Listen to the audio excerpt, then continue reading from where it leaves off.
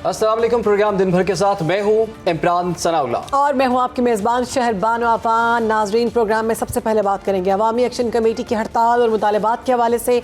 आज़ाद कश्मीर की सूरत हाल तशवीशनाक रुख इख्तियार कर चुकी है।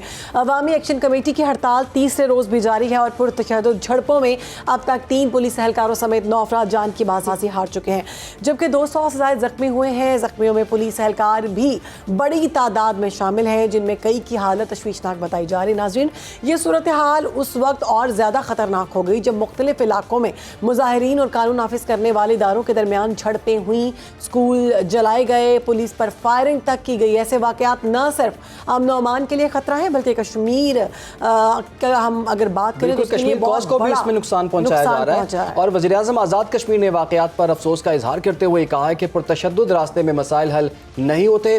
उनका ये कहना है कि शरपसंद अनासिर एहतजाज के नाम पर इंतशार फैला रहे हैं। दूसरी जानिब वज़ीर-ए-आज़म पाकिस्तान शहबाज शरीफ ने आज़ाद कश्मीर की सूरत हाल पर गहरी तशवीश जाहिर करते हुए शफ़ाफ तहकीकात का हुक्म दिया है। उन्होंने ये वाज़ेह किया है कि हुकूमत कश्मीरी अवाम के जायज़ मसाइल हल करने के लिए तैयार है।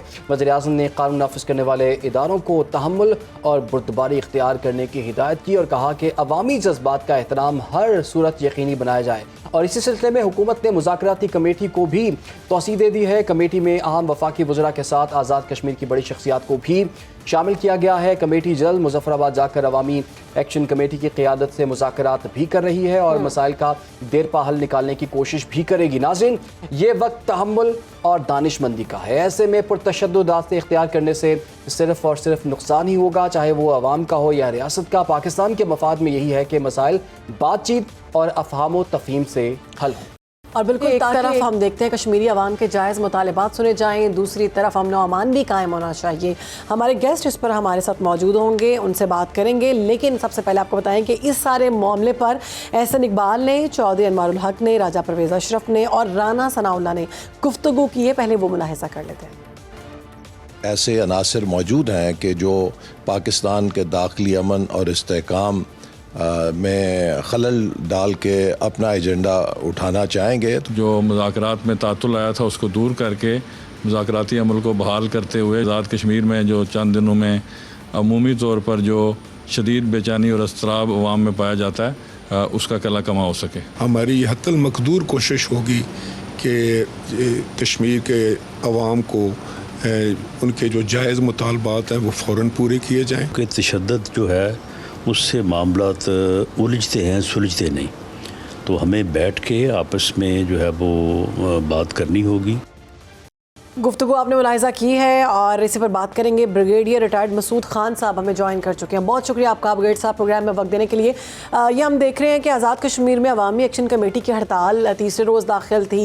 जो मामलात हुए, पुलिस एहलकारों के बयानात सामने आए हैं, डंडे मारे गए हैं, फायरिंग तक की गई है। कितना ख़तरनाक मामला है ये, क्या समझते हैं आप? और आखिर हुकूमत अवाम के बुनियादी मसाइल हल करने में कोताही कहाँ पर कर रही है?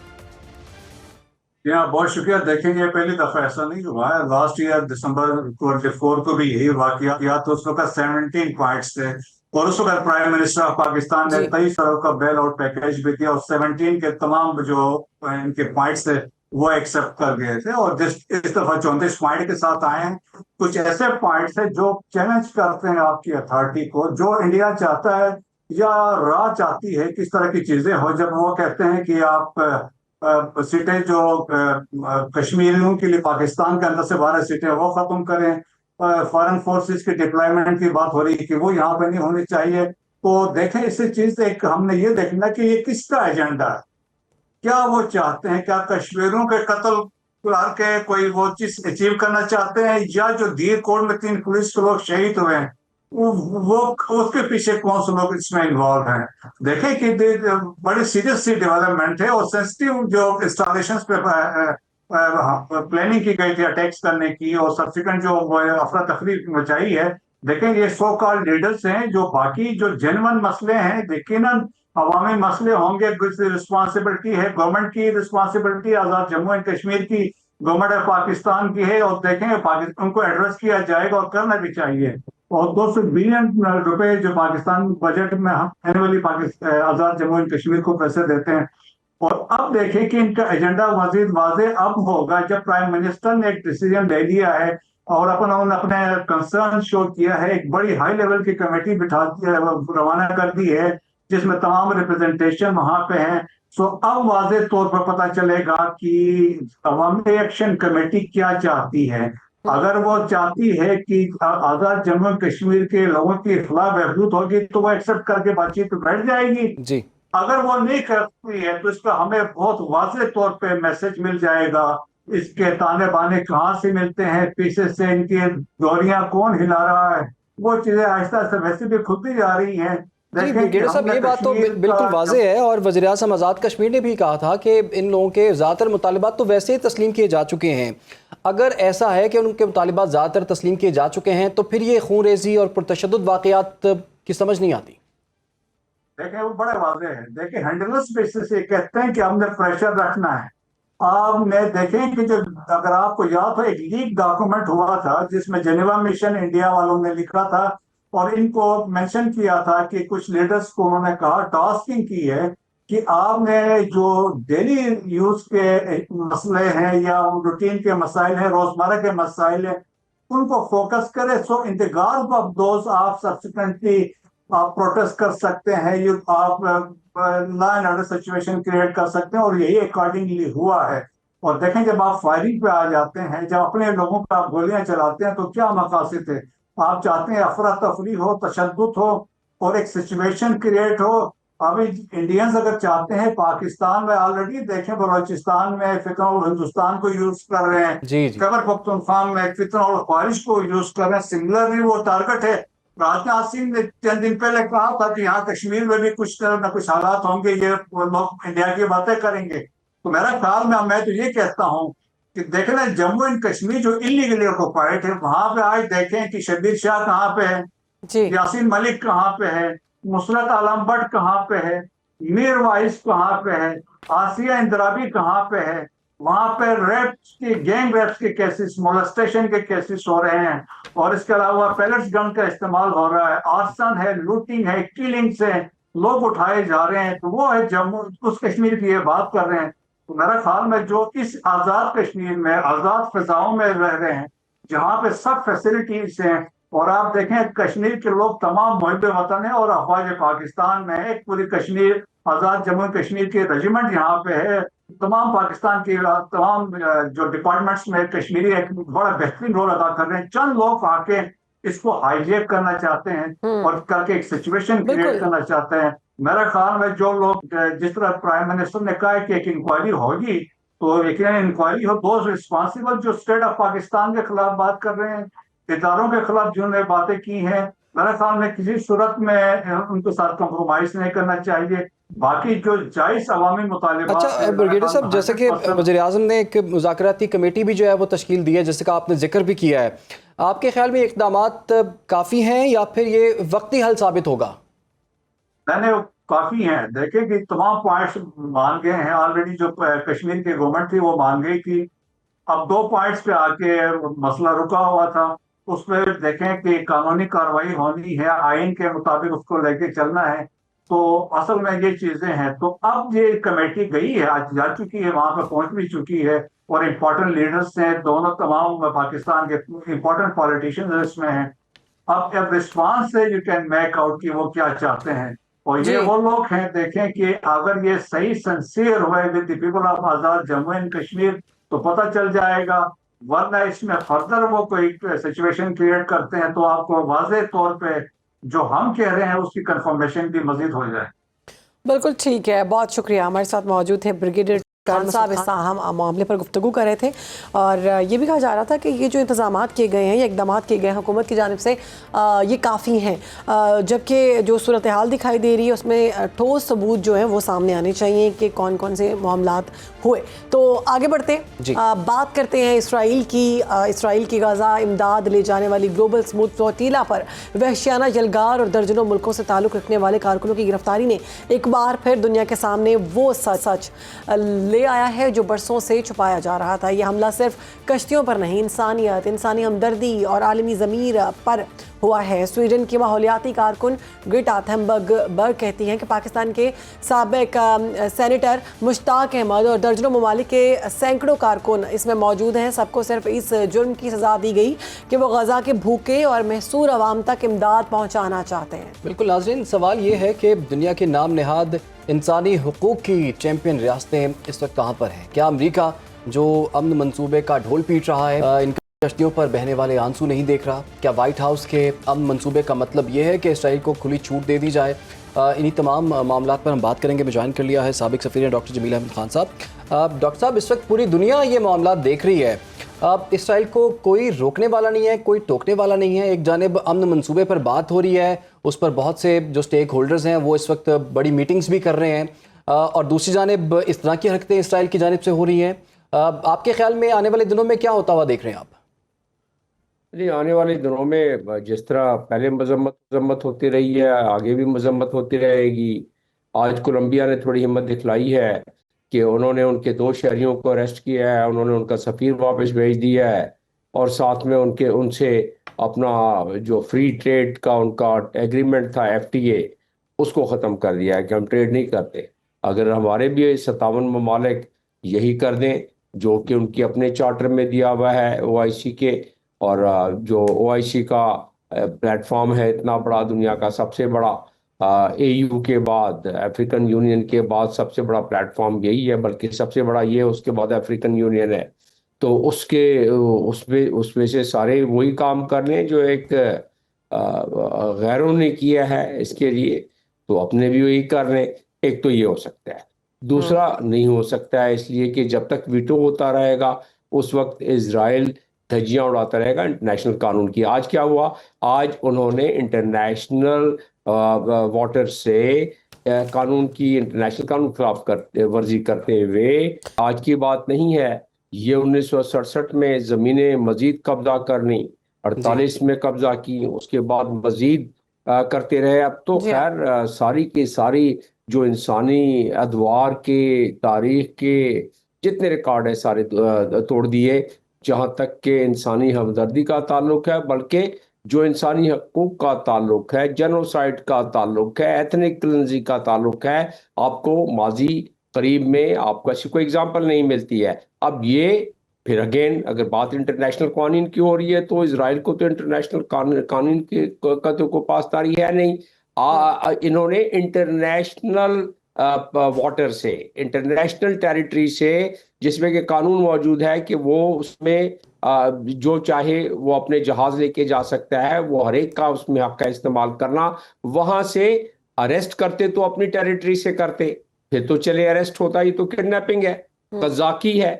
तो ये इसका अब सिर्फ एक ही कंट्री ने इसमें हिम्मत की, जैसा मैं बता रहा था कि उसने अपने 2 शहरियों को, जो कंबोडिया है उसके 2 शहरी जो हैं उनको अरेस्ट किया, उसकी जगह पर उन्होंने FTA जो फ्री ट्रेड एग्रीमेंट है उसको ख़त्म कर दिया उन्होंने।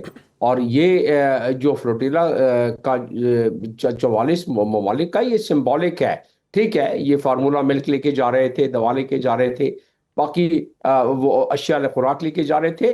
ये तो ऊँट में के मुंह में जीरे वाली बात थी, लेकिन एक सिंबॉलिक था कि किसी तरीके से ये ब्लॉकेट तोड़े, जो कि इन्होंने 12 साल से ये ब्लॉकेट फ़लस्तीन की टेरिटरी में किया हुआ है, और वो लोगों को भूखा प्यासा बिलखता हुआ छोड़ दिया है ना। अच्छा, अक़वाम मुत्तहिदा को पहले ही इन्होंने ख़त्म कर दिया था कि आप नहीं दे सकते कुछ, अब खुद जो है उन्होंने कंट्रोल किया हुआ है सारा, अपने कॉन्ट्रैक्टर रखे हुए। तो कहने का मकसद ये है कि इंटरनेशनल कानून वगैरह इनके आगे कुछ भी नहीं है, और उस लिहाज से फ्लोटिला में ये 75 मील दूर अपने कोस्ट लाइन से जाके इन्होंने ये काम किया है। इटली का जहाज था जो कि रेस्क्यू के लिए उन्होंने रखा, इटली और स्पेन का, ज़ाहिर है जंग नहीं करना चाहते थे वो, उस पर एक दूसरे पे हमला क्या कर सकते थे। हमने देखा कि आलमी कवानीन की भी खिलाफवर्जी की गई है, और पहली दफ़ा नहीं है जो हम देख रहे हैं कि इसराइल की जानिब से धड़ल्ले से तमाम कवानीन की खिलाफवर्जी की जाती है। इस वाक़े से ट्रम्प के मुजव्वज़ा अमन मनसूबे का हम देख रहे हैं कि जो एक ढोंग था या एक चेहरा था वो बेनकाब हो गया, और अमन सिर्फ इसराइल के लिए है, जो कि मनसूबे में नज़र आ रहा था कि उसमें सिर्फ इसराइली हकूक़ बताए गए थे, फ़लस्तीनियों के हकूक़ की बात नहीं की थी। दूसरा, पाकिस्तान और आलम इस्लाम को सफारती महाज पर अब फौरी तौर पर क्या इक़दामात करने की ज़रूरत है?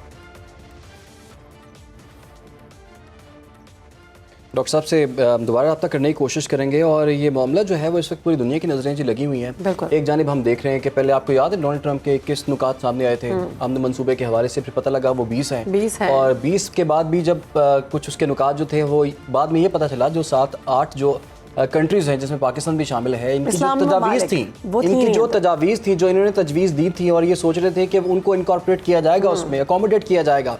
जब डोनाल्ड ट्रंप ने मुलाकात कर ली नेतन्याहू के साथ, उसके साथ एक फरीक के साथ खड़े होके उन्होंने ऐलान कर दिया कि जी ये मुजव्वज़ा अमन मंसूबा है मेरा। तो ये कैसे हो सकता है कि आप दूसरे फरीक को सुने ही ना और उसकी गैर मौजूदगी में एक चीज़ अनाउंसमेंट कर दें और उस पर फिर आप 4 दिन की एक डेडलाइन भी दे दें कि 4 दिन है जी आपके पास, आप इस पर कुछ फैसला ले लें। तो फिर और इस पर हम देख रहे हैं कि जब ये मुजव्वज़ा अमन मंसूबा सामने आया उस पर अमेरिका और यूरोप की खामोशी जो है ये बड़ी हैरान कुन है, खामोश नज़र आ रहा है। और इस सारे मामले में अगर मज़ीद क्या होता है, इस्लामी ममालिक को मिलकर क्या करना चाहिए, पाकिस्तान को मज़ीद अब फ्रंट फुट पर आकर इस सारे मामले को देखना होगा। एक ब्रेक ले रहे हैं, ब्रेक के बाद हाजिर होते हैं।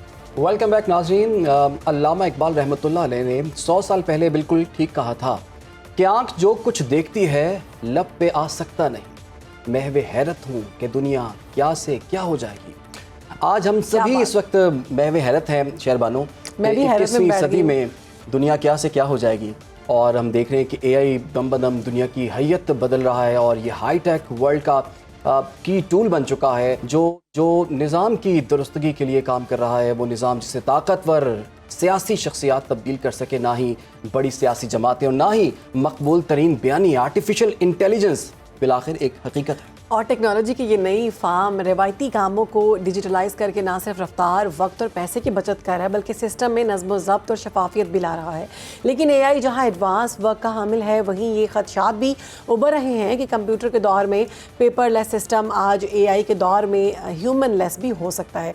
जब सब काम मशीनें करेंगी और रोबोट सर्विसेज देंगे तो इंसान भला कहाँ जाएंगे और क्या करेंगे।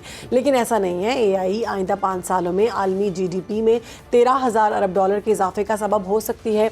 ये तखमीना आज के मुकाबले 16% ज़्यादा है। एक और सर्वे के मुताबिक AI 3 अरब कुल वक्ती मुलाजमतों की जगह भी ले सकती है। इसका ये मतलब कतई नहीं है कि 3 करोड़ लोग बेघर होकर बैठ जाएंगे, बल्कि ये पुराने सिस्टम की कब्र पर 3 करोड़ नए मौक़ों की दरियाफ्त का तखमीना है। यानी हम आइंदा 5 सालों में तेज़ रफ्तारी के साथ रिवायती निज़ाम की बोसीदा इमारत के पुराने खंडरों पर नई दुनिया तामीर होगी। लेकिन AI की ये नई दुनिया के 8 अरब से ज़्यादा लोगों को मुआशी झमेलों से कैसे महफूज रखेगी, इसी पर बात करेंगे। हमारे साथ मौजूद हैं हमारे गेस्ट AI एक्सपर्ट हैं, IT एक्सपर्ट हैं शहजाद अहमद मिर्ज़ा साहब। बहुत शुक्रिया आपका। शहजाद साहब, AI ने तो परेशान कर दिया है। मुझे ऐसा लग रहा है कि अब आने वाले टाइम में मुझे और इमरान की जगह AI बैठी होगी, रोबोट सवाल कर रहे होंगे और रोबोट आप सवाल कर रहे होंगे। तो क्या हमें परेशान होना चाहिए या फिर ऐसी बात नहीं है? अच्छा शहबानो, पहले तो बहुत शुक्रिया आपका, आपने इनवाइट किया। और दूसरी बात यह है कि परेशान इतना नहीं होना चाहिए। उसकी वजह जो लोग आज AI को अडॉप्ट कर लेंगे, उसको अपनी एग्जिस्टिंग जो जॉब है उनकी उसके अंदर कहीं ना कहीं इंटीग्रेट करेंगे, तो वो लोगों को इतना खतरा नहीं है।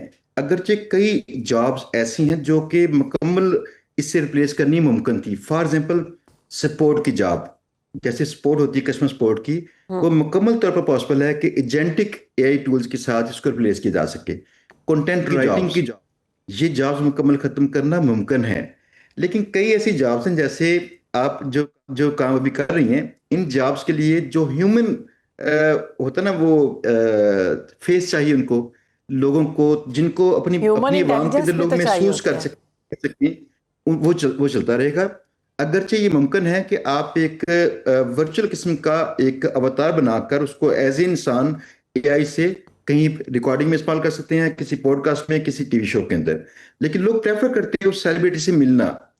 तो इसलिए जो है गुड न्यूज़ तो ये है कि आपकी जॉब को चैलेंज नहीं है, लेकिन आपके इदारे के अंदर कई लोगों को ये चैलेंज दरपेश हो सकते हैं। इसकी छोटी सी एक मिसाल दूं ताकि आप तक बात पहुंचे, आपकी तवज्जो से बाकी जगहों पे बात पहुंचे। हमारा अपना YouTube चैनल है जहां पे हमने अपनी जाती इस्तेमाल के लिए एक ऐप बना रखी है, जिसको हमारी टीम इस्तेमाल कर रही है। उसको हमने ऑडियंस का डाटा दे के ट्रेन कर दिया है कि हमारी ऑडियंस के ख्यालात कैसे हैं, वो चाहती क्या है। लिहाजा हम जब नए गेस्ट बुलाते हैं अपने पास, तो उनके मतलब रिसर्च करनी हो या सवालात करने हो, वो सवालात हमारी ऑडियंस के मतलब वो ढूंढ के निकालते हैं और वो देता है, हमें ऐप देती है। और एक और चीज, जब थंबनेल बनाया जाता है तो आप कल की अगर वीडियो चेक करें, फर्ज किया, उस पे थंबनेल पे जो कैप्शन लिखी गई है ये किसी एआई ने लिखी है, उसकी आप चेक कीजिए कितनी ज्यादा उसकी व्यूअरशिप आई है। दैट मीन्स कि किसी इंसान के साथ जो काम हम कर रहे थे वहां पे ह्यूमन एरर के खतरात काफी थे, जो कि यहाँ पे कम करने मुमकिन है। तो कई ऐसी जॉब्स, थंबनेल बनाने की जॉब, कैप्शन लिखने की जॉब, हेडलाइन जनरेट करने की जॉब्स, ऐसी कई जॉब्स जा रही हैं, लेकिन इनको वो लोग चाहिए आइंदा जो एआई के सिस्टम को इस्तेमाल करते करते ये वाली जॉब्स पूरी करवा सकें। बिल्कुल। अच्छा शहजाद साहब, अभी कंटेंट की आपने बात की है, अभी जो बच्चे यूनिवर्सिटीज़ में, कॉलेजेस में, स्कूल्स में पढ़ रहे हैं तो उनके लिए तो बड़ा आसान हो गया जी, एक क्लिक के अंदर जो है उनकी असाइनमेंट जो है वो रेडी हो जाती है। कुछ लोग थीसिस भी इस पे लिखवा रहे हैं और कुछ लोग बड़े बड़े सॉफ्टवेयर्स लगा के उसको चेंज भी कर लेते हैं। बहरहाल एक बच्चा जिसने अपना दिमाग इस्तेमाल ही नहीं किया, ठीक है, वो कैसे ग्रो करेगा? वो तो सिर्फ एआई टूल्स को समझ लेगा, ठीक है, प्रॉम्प्ट इंजीनियरिंग उसको आ गई है, तो इंटेलिजेंस एंड प्रॉम्प्ट इंजीनियरिंग ये तो दो डिफरेंट चीज़ें हैं। और इसमें मैं ऐड करना चाहूंगी कि इमरान, हम भी तो ऐसे ही करते रहे, हम भी तो कॉपीराइट्स निकाल कर पूरी वेबसाइट्स में जाकर, हमसे मुराद मैं नहीं हम तो ऐसे करते रहे हैं। आपकी जनरेशन का पता नहीं, हमारी जनरेशन तो यही करती रही है कि हम भी ऐसे ही करते थे, लेकिन हम भी इंटेलिजेंट हैं जी। अच्छा, मसला यह है कि जो रुझान चेंज भी हुआ है ना एआई के साथ, अब हमें पिछले सारे तौर तरीके बदलने होंगे ताकि इंसानी ग्रोथ वैसे चलती रहे। यानी उसके साथ ऐसे अलाइन करना पड़ेगा अपने सिलेबस को और अपने एग्जामिनेशन सिस्टम को, ताकि इंसान की काबिलियत भी ग्रो करे और साथ में वो एआई का इस्तेमाल करना भी शुरू करे। तो जो पहला सिस्टम था उसमें तो देखें चीटिंग करनी मुमकिन है एआई के थ्रू, एज लॉन्ग एज के कोई सर पे निगरान ना खड़ा हो, ये देखे कि कैसे ऐप इस्तेमाल की जा रही है। एनीवेज, बच्चों को जो मर्जी हो हमें एआई सिखानी चाहिए छोटी एज के अंदर। आप देखिए जैसे मोबाइल फोन या कंप्यूटर के इस्तेमाल ये जो जनरेशन जी ने सीखी, इनको ये कोर्सेज नहीं करने पड़े थे माइक्रोसॉफ्ट एक्सेल के, विंडोज के, फला। हमारे वक्तों में ये कोर्सेज चलते थे, ये जनरेशन पैदा होते ही इसकी यूज टू हो चुकी थी। अब ये निज़ाम जो आएगा नेक्स्ट वाला, उसमें लोगों को एआई सीखने भी नहीं पड़ेगी, बुनियादी चीजें लोग बाय डिफॉल्ट सीख चुके होंगे। अब हमें तैयारी करनी चाहिए, ये निज़ाम स्पीड अप इसका कर दें, जल्दी से जरा लोग सीखें, हमारे बच्चे सीखें छोटी छोटी एज में, इनके साथ छोटे छोटे से प्रोडक्ट्स बना के किसी की दर्द को हल करना शुरू करें, ताकि बच्चों के अंदर एंटरप्रेन्योरियल स्किल्स पैदा हों। वो ये देखें किसी माशरे में कौन सी पेन है जो मैं हल करूं तो उसके मुझे पैसे मिल सकते हैं, मैं टीम बना सकता हूं। तो ये तरबियतें छोटी एज में करनी पॉसिबल है। ये गुड न्यूज़ है। बैड न्यूज़ ये है कि प्लेजर को चेक करना मुश्किल हो जाएगा। ठीक है। अच्छा शहजाद साहब, हमने रिपोर्ट भी एक शेयर की है कि आलमी तखमीनों के मुताबिक अगले 5 सालों में एआई से आलमी जीडीपी में जो फ़र्क पड़ेगा 13,000 अरब डॉलर का इजाफा होगा। पाकिस्तान आप क्या समझते हैं, इस मौशी इनकलाब में खड़ा होगा कहीं पर? अच्छा, पाकिस्तान मेरे साथ ख्याल में ना इसको जल्दी इसका नुकसान नहीं पहुंचेगा। उसकी वजह क्या है? पाकिस्तान में लोग जल्दी चीजों को सीखना ही नहीं चाहते, तो ये बहुत लेट होगा। जो जॉब्स जाएंगी बहुत लेट जाएंगी। उसकी वजह आज भी देखिए, ग्राफिक डिजाइनिंग आप एआई से कर सकते हैं, लेकिन लोग प्रेफर करते हैं कि मैं कैसे करूं, ये टूल्स क्या होंगे, मैं कैसे सीखूंगा। लोग किसी डिजाइनर को हायर करते हैं।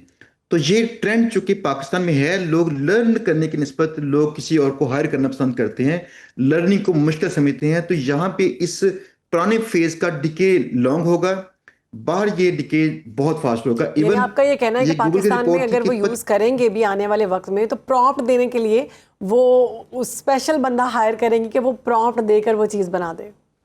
बिल्कुल ऐसे ही है। गूगल ऐसे बता चुकी है कि 25% जॉब जो है वो ऑलरेडी खत्म हो चुकी हैं। यानी ये काम हो चुका है, ये होना नहीं है। दैट मींस जो रफ्तार चली जा रही है अभी जॉब्स खत्म करने की, वो बहुत किलिंग है। और अब हमें बड़ी स्पीड से अपने आप को अलाइन करना पड़ेगा, अपने करंट स्किल्स को अलाइन करना पड़ेगा मॉडर्न ट्रेंड्स के साथ, ताकि हम अपनी जॉब के अंदर अपनी जो न्यू ट्रेंड्स है उसको मिला के कुछ वैल्यू ऐड कर सकें, ताकि हमारी जॉब चलते रहे। एक मिसाल छोटी सी, आज जो वीडियो एडिटर है उसको ये पता होना चाहिए कि मैं वीडियोज बना सकता हूँ एआई से, कहीं बी रोल्स बनाने होंगे या कुछ और ऐसा काम करना पड़ेगा, मैं किसी एआई की खिदमत लूँ और उसको इस्तेमाल करूँ। जो एआई के टूल्स को इस्तेमाल करना भी सीख लेगा, इसकी जॉब्स मौजूद रहेंगी। और जो लोग एआई से बिल्कुल कनाकश होंगे, इनको काफी खतरात हैं।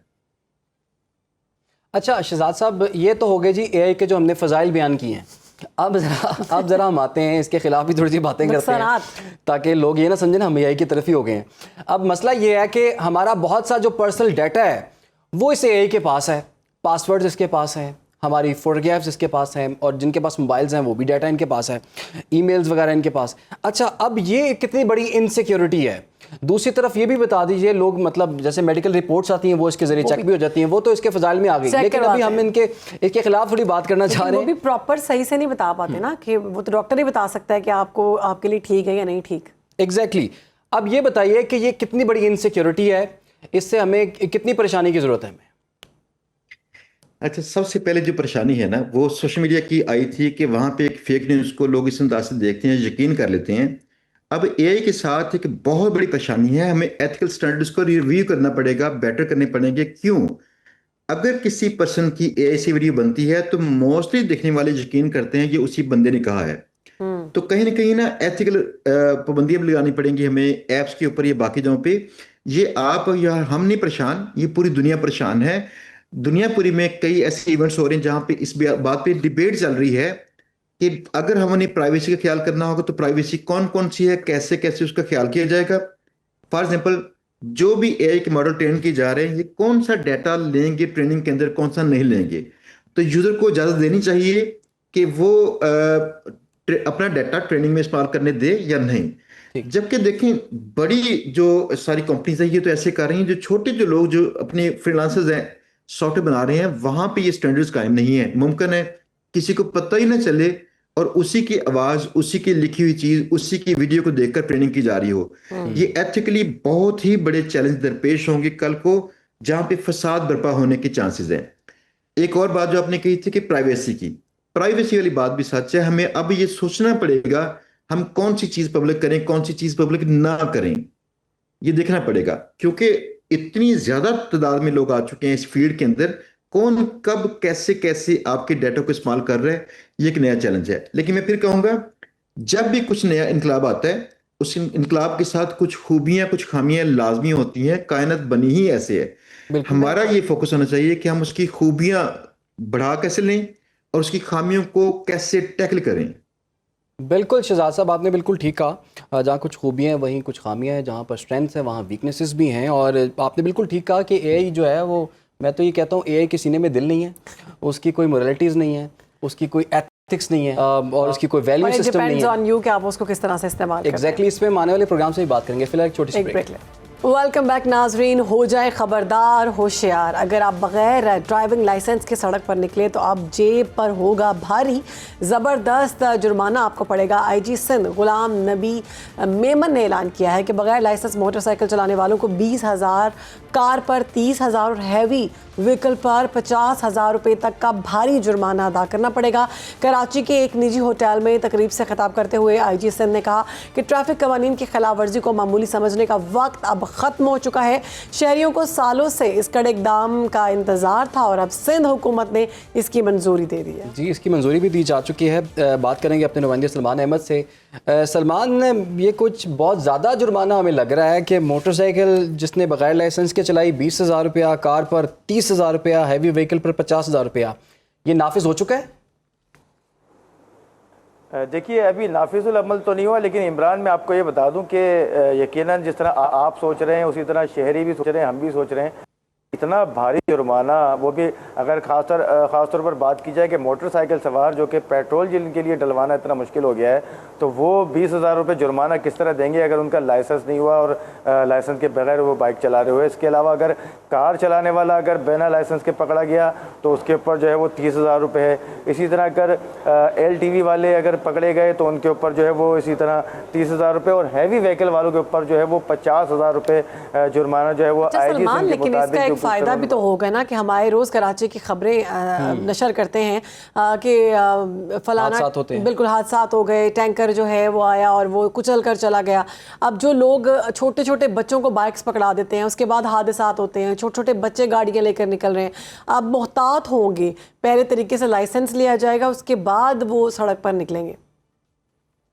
हाँ शहरबानो, बिल्कुल आपने ये बात बिल्कुल ठीक की है। और जो ट्रैफिक पुलिस इंतज़ामिया और IGC सिंध गुलाम नबी मेमन ने उन्होंने असल में वजह ही यही बताई थी भारी जुर्माने की, कि जो लाइसेंस जो है वो ड्राइविंग लाइसेंस लोगों ने बनाए हुए नहीं होते और बिला खौफ व ख़तर जो है वो मोटरसाइकिलें चला रहे होते हैं। ख़ासतौर पर आपने बात की कम उम्र जो है वो लड़के होते हैं और ख़ास तौर पर जो वो जज्बाती भी होते हैं, वो इस तरह मोटरसाइकिल चला रहे होते हैं जिसकी वजह से हादसा का शिकार होते हैं। तो उस लिहाज से तो यकीनन सही है कि लाइसेंस ताकि लोग अपना बनवा लें, लेकिन जो हैवी ट्रैफिक है वो जो इस तरह का हादसा का बायस बनते हैं उनके ख़िलाफ़ यकीनन कार्रवाइयाँ होनी चाहिए और इस तरह का लाइसेंस वगैरह की पाबंदी होनी चाहिए। बिल्कुल ठीक है। अब जो है कराची के जो शहरी हैं, हम देखते हैं आए रोज़ कोई ना कोई हादसा आता है, डंपर माफियाज जो हैं उनको भी समझ आ जाए कि बग़ैर किसी लाइसेंस के वो अब घर से बाहर ना निकले, तो ये उनके लिए बेहतर होगा। और मुझे लगता है कि इकदाम सिर्फ इसीलिए रखा गया है कि जो ट्रैफिक के हादसा हैं उनमें थोड़ी कमी आए, लोगों के अंदर खौफ व हिरास पैदा हो। इसमें एक और पॉइंट वो ये भी है कि क्या कराची में ये कैपेसिटी मौजूद है इदारों के अंदर कि वो लाइसेंस जो है बनाने के लिए फैसिलिटेट कर सकें। इस पर आने वाले प्रोग्राम में बात करेंगे। फिलहाल के लिए प्रोग्राम का वक्त खत्म हो जाए।